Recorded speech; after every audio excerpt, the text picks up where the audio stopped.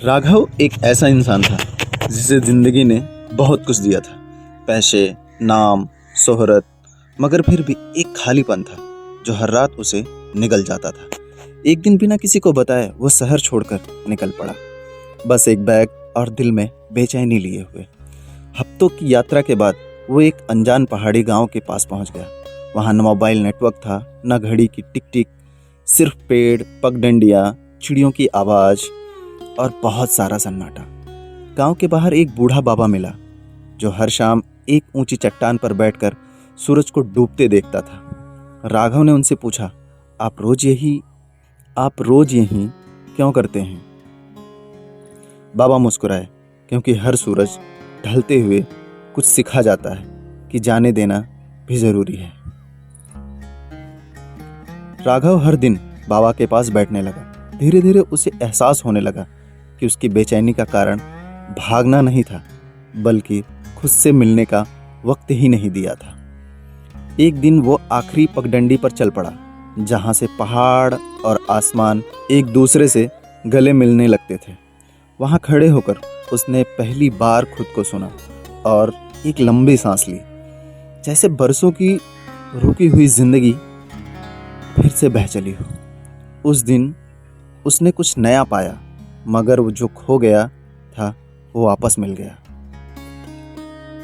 हर पत्ता कुछ कहता है, हर हवा एक गीत सुनाती है, जैसे कोई कविता धीरे धीरे दिल में उतर रही हो, और मैं बस खो सा जाता हूँ उस हरियाली की बाहों में। जब सुबह की पहली किरण पत्तों पर थिरकती है तो ऐसा लगता है जैसे खुद रोशनी ने गीत लिखा हो। हर पेड़ की साख कोई पुरानी कहानी कहती है, और पक्षियों की बोली जैसे किसी मासूम ख्वाब की तर्जुमानी करती है। मैं जमीन पर बैठा हूँ, खामोशी को सुनता हूँ, और सांस जैसे किसी और ही दुनिया की सैर करवा रही हो।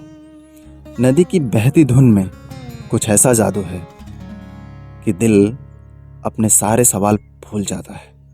वो ठंडी हवा जब चेहरे से टकराती है तो लगता है जैसे खुद कुदरत मुझे छूकर दुआ दे रही हो।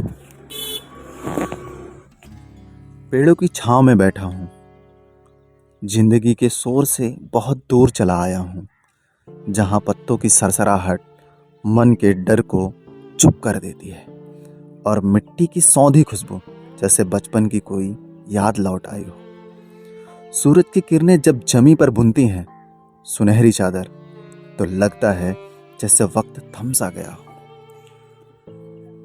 वो नर्म घास जैसे आत्मा को थाम ले अपने आंगन में। हर फूल जैसे खुदा की मुस्कुराहट हो जमीन पर। मैं आंखें बंद करता हूँ तो आवाज आती है भीतर से, तू खो नहीं रहा, तू खुद को पा रहा है।